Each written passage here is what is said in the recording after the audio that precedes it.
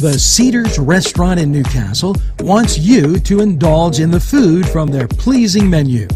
The Cedars features Mediterranean, pub food, Middle Eastern cuisine, and so much more. They're open every day 11 a.m. to 10 p.m. Call the Cedars on the east side at 827 Addis Street, Newcastle. 724-658-9543. That's 724-658-9543.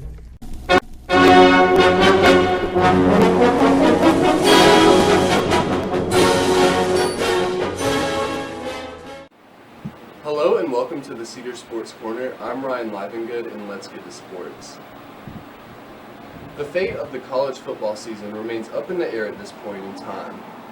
That has not stopped programs from planning as if there will indeed be games and preparing accordingly based on social distancing guidelines and procedures, however. Notre Dame is one of the more premier programs in the country, and that means a packed house every single game.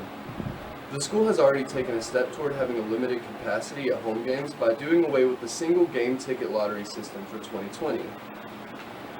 The Fighting Irish are already in a tough spot, given the team is an independent in football. Teams switching to all conference schedules would make a season just that much more difficult and complicated for Notre Dame. So all the programs really can do is just keep preparing as if the schedule will be played.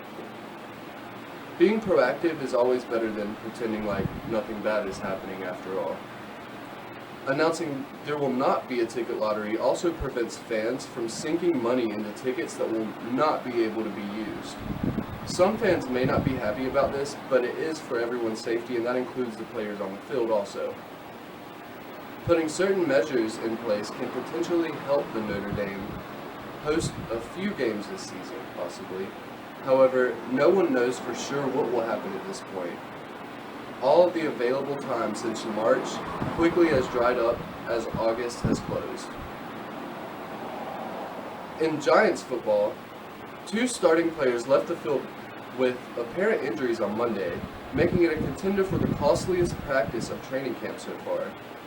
Wide receiver Golden Tate and linebacker Blake Martinez did not complete the workout, and it is unclear just how long their situations will go on for. Tate wound up leaving the field altogether and returning to the team's temporary headquarters across the parking lot at MetLife Stadium after grabbing his right hamstring early in practice. He injured himself lunging for a deep pass from Daniel Jones in a one-on-one route running drill. Martinez, who missed 2 days of action last week, but returned to practice fully on Sunday, came out about halfway into Monday's practice. Trainers appeared to be working on his ankle or foot, but Joe Judge had not disclosed Martinez's previous injury, so it is unclear whether this is a new issue or a setback from the old previous issue. Judge did say on Sunday that Martinez was fully healed from what had been keeping him out previously. Judge spoke to media before practice and did not address the injuries afterward. The Giants also had defensive lineman R.J. McIntosh on the sideline for most of the practice with a heavy ice wrap around his ankle. Notre Dame has landed several spots in ESPN's list in producing some of the most talent in college football. They landed in the top 10 in the offensive line also. Also in Notre Dame, wide receiver Isaiah Robertson entered the transfer portal on Tuesday afternoon, so we'll see how that goes.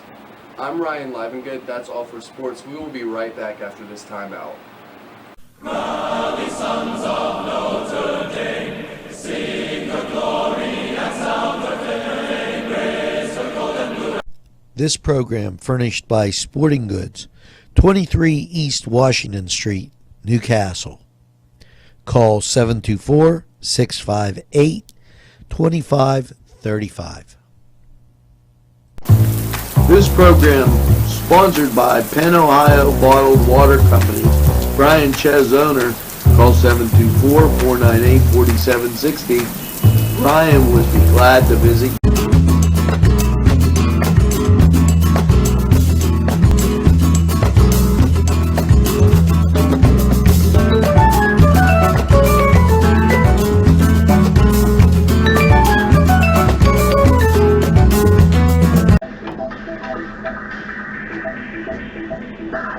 Bye.